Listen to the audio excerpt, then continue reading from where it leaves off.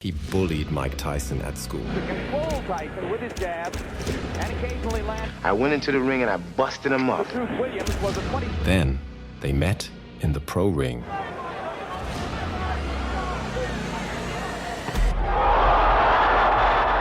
On July 21st, 1989, in the vibrant city of Atlantic City, a 23-year-old Mike Tyson entered the boxing ring with a score to settle.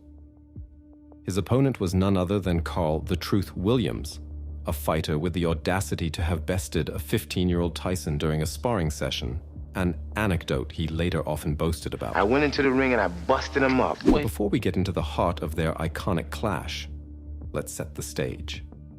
Months earlier, Tyson, then perceived as the invincible champion, had shown signs of vulnerability in a less than convincing victory against British heavyweight Frank Bruno. He knows he's in with the ball. Tyson gets nailed with a left hook.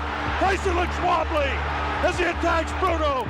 Many attributed this chink in Tyson's armor to the departure of his longtime trainer, Kevin Rooney. Meanwhile, Williams was on the ascent, having first made a name for himself in July 1985 by going toe-to-toe with then-champion and boxing legend Larry Holmes in a close 15-round battle, albeit in a loss. Experts had already noticed Williams's vulnerability to left hooks, a weakness exploited in his second loss to Mike Weaver in February 1986. Our protagonists had first crossed gloves by chance at the behest of Tyson's great first coach, Cus D'Amato, known for his savvy in arranging sparring matches with various fighters. A sprightly 16-year-old Tyson brimming with potential faced off with Williams, a plucky New Yorker 6 years his senior and already a professional boxer. In those sessions, the more experienced Williams roughed up the young Tyson, memories he later recalled with a smirk. At a time when Mike Tyson was a 17-year-old amateur and Carl "The Truth" Williams was a 23-year-old professional with 11 bouts under his belt. In most of the videotape footage we've seen from those sparring sessions, Williams was able to control Tyson with his jab and occasionally landed. He jumped on me that particular day, gave me a bloody nose and everything. You know, I was a little, he shook me up because I was a professional with 7, 8 fights. And I was saying to myself, oh my God, I gotta let this amateur come in the gym and do this to me. So I got very angry that night. I went home and thought about it.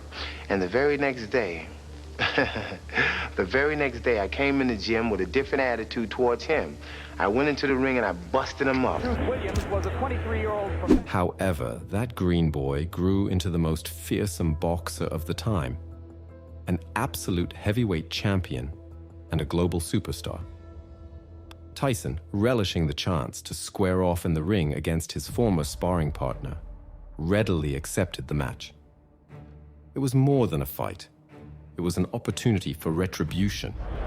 The decisive blow was a left hook.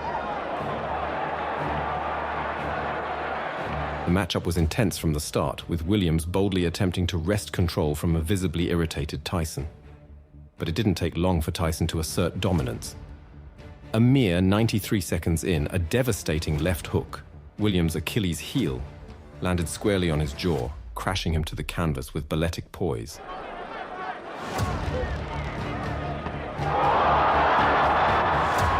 Astonishingly, Williams rose promptly, but a visibly shaken referee swiftly halted the match, granting Tyson a victory by knockout.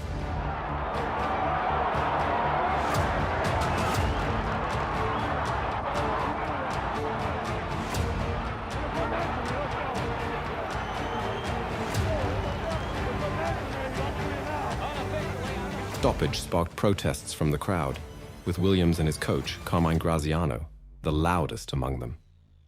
They expressed disbelief at referee Neumann's decision, who feared Tyson's blow had caused a concussion. Neumann later justified his action, asserting that Williams didn't seem ready to continue. Neumann, a former heavyweight himself, stood by his call, saying if Tyson were in Williams' place, the fight would have been stopped just the same. When he got up at 8, he was wobbly. He wasn't standing up. He was leaning against the ropes. I asked him a question, a very simple question. How do you feel? Not for the answer, but to see how he responded. His eyes were blank. His expression was blank. He had no answer. Is there any chance that he misunderstood what you wanted him to respond to? I don't think so. Let me tell you why. He's had a lot of professional fights and a lot of amateur fights. When a fighter is knocked down, and I had 38 fights, When a fighter is knocked down, the first thing he wants to prove when he gets up to the referee is that he's in good shape. Number one, he wasn't standing on his feet, he was leaning on the ropes. Number two, he couldn't answer me, and number three, his eyes were dead. Thank you very much, Randy. And Tactics aside, Williams managed to avoid Tyson's explosive flurries using a left forearm to check his advances. However, Tyson appeared more composed than in his previous fight with Frank Bruno, delivering precise, powerful shots, finally catching Williams' chin with a punishing hybrid of a hook and uppercut. Williams, although clearly shaken, claimed he was far from knocked out. "I stood upright," Williams later expressed discontentedly. Yet the outcome remained unaltered. A knockout victory for Tyson, a score settled, and a night that left the audience craving more than a 93-second title fight. what happened from your point of view? Did you see him really dazed? Well, no, I noticed my trainers would tell me we were slipping and hooking. So when we slip, because usually I come in that slip and I get in there, and that's the hardest part of getting in there, and I never threw the punch. And so we're practicing, like, slip, as soon as you're in there, instantaneously, bing, throw the punch. And I did, I was successful. What? Were you surprised that he stayed on top of you as much as he did, that he didn't try to move? Oh, I loved it. I loved it. I just knew it took it just for a matter of time. I loved it. So you knew that as soon as he was doing that you were going to get a clean shot sooner or later. Exactly. And my punches were accurate and pinpoint. And I knew eventually I was going to get him. He has a reputation for getting hit with left hooks. Were you looking for that opening? No, I was very confident. I wanted to hit him, catch him with a good right hand. Believe me, my right hand is my favorite punch, but I never catch anyone with it. You know, it's my best punch, and I always hit guys with left hook. All right, we're going to try to take a look at the where's the monitor? At the monitor, if we can find it, so that we can determine what happened. Champion non-pro. All right. Okay, it was a clean left hook. Did you? I mean, you sparred with him years ago. We know that it didn't mean anything. Were you surprised that he went so fast? Well, no, I knew if I catch someone clean, they'll go, regardless who they are.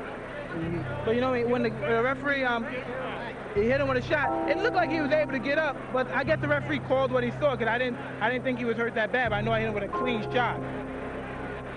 Speculate for me. How long would it have taken you to get him down a second time if the fight went on?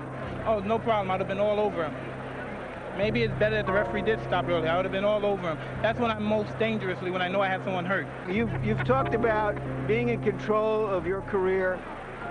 Tell us what you think is next. Who is next? Well, I'm just taking it one step at a time. I'll fight anybody, you know what I mean? I don't discriminate from anybody. I'm the best fighter in the world, and there's no man that can beat me. Heavyweight champion of the world, Iron Mike Tyson.